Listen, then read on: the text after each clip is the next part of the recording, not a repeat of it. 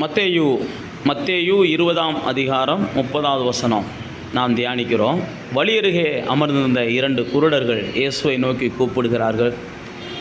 இயேசு அவர்களுக்கு அதிசயம் செய்தார் என்று நாம் பார்க்கிறோம். வழியருகே அமர்ந்தவர்களுக்கும் வழிப்போக்கர்களாய் இருக்கிறவர்களுக்கும் இயேசு அதிசயத்தை செய்கிற ஒரு அதிசயமான தேவன். ஆனால் நீங்களும் நானும் அவருடைய இரத்தத்தினாலே மீட்கப்பட்ட வாரிசுகளாகவும் வம்சங்களாகவும் இருக்கிறபடியினால நாம் கேட்டுக்கொள்வதை பார்க்கிறோம், நாம் நினைப்பதை பார்க்கிறோம், நமக்கு அவர் அதிகமாய் செய்கிற தேவனாய் இருக்கிறார்.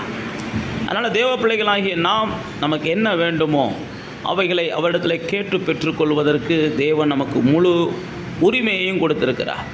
அது மாத்திரமல்ல, இயேசு சொல்கிறார், நான் கதவை தட்டுகிறேன், அதை திறந்தீங்கன்னா நான் உள்ளே வந்து உங்களோடு கூட வாசம் பண்ணுவேன், போஜனம் பண்ணுவேன்ற. ஆண்டவரை அறியாத போது அவர் நம்முடைய கதவை தட்டினார். எப்பொழுது நாம் ஆண்டவருடைய பிள்ளைகளாக மாறிவிட்டோமோ அப்பயே நமக்காக அவர் திறந்த வாசலை வைத்திருக்கிறார். அது மாத்திரமல்ல, எந்த இடத்துல எந்த சாவியை பயன்படுத்தணுன்ற தெளிவையும் ஞானத்தையும் நமக்கு கொடுத்துருக்கிறார். எந்த வார்த்தைகளை பயன்படுத்தி நம்முடைய வாழ்க்கையில் எந்த மாற்றங்களை நாம் ஏற்படுத்த வேண்டும் என்ற வினாவையும் விழிப்புணர்வையும் நமக்கு கொடுத்துருக்கிறார். நானும் நீங்களும் தேவனாலே பலப்படுத்தப்பட்டவர்கள், தேவனாலே சிருஷ்டிக்கிறவர்களாய் மாறி இருக்கிறோம். ஒன்றையும் குறித்து கலங்காமல் நம்முடைய குறைவுகளை நிறைவாக்கி மகிழ்ச்சியாக வாழ்ந்திருப்போம்.